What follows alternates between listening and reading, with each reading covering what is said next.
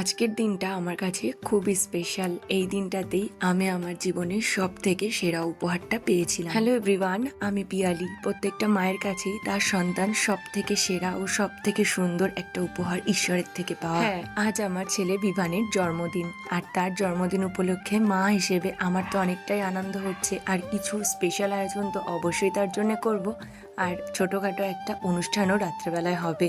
তো সকালবেলায় আমি প্রথমেই ঠাকুরকে পুজো দিয়ে একটা মন্দিরে গেছিলাম পুজো দিতে। বাড়িতে এসে তার জন্য 5 রকমের ভাজা, চিকেন, ডিম সেদ্ধ, পকোড়া, সে যা যা খেতে পছন্দ করে সেগুলো তাকে করে দিয়েছিলাম। প্রথমে 5 রকমের ভাজা বসানোর পরে আমি এখানে ডালটাকেও করে নিচ্ছি, আর কিন্তু আমি বাঁধাকপিটাকে ম্যারিনেট করে রেখেছি পকোড়া বানাবো বলে। চিকেনটাকেও এখন সমস্ত মশলা দিয়ে ম্যারিনেট করে রেখেছি, একে একে পকোড়াগুলোকেও এখন ভেজে নেব।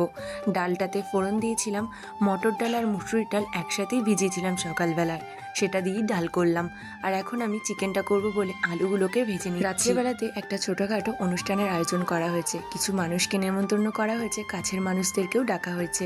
এর জন্য বাইরে রাঁধুনি রান্না করছে, আর ঘরে আমি একটু অল্প করে রান্না করলাম, বিভানকে গুছিয়ে খেতে দেবো, আর বাড়ির লোকজন একটু দুপুরবেলায় খাওয়া দাওয়া করব।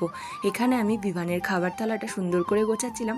ও যেহেতু এখন অনেকটাই ছোট, ও কিন্তু এটা খুব এনজয় করছিল, কিন্তু বুঝতে পারছিল না কেন এটা করা হচ্ছে। মা হওয়াটা প্রত্যেকটা মেয়ের কাছে খুবই স্পেশাল হলেও আমার কাছে অনেকটাই পরীক্ষার মতনই ছিল। যাই হোক, পরে একদিন শেয়ার করব তোমাদের সাথে। এখানে আমার বিভানবাবুর রিয়াকশনটা দেখো। তোমরা সবাই ওকে আশীর্বাদ করো, ও যেন অনেক ভালো থাকে, সুস্থ থাকে। এখন তবে আসি, পরে আসছি অন্য ভিডিও নিয়ে।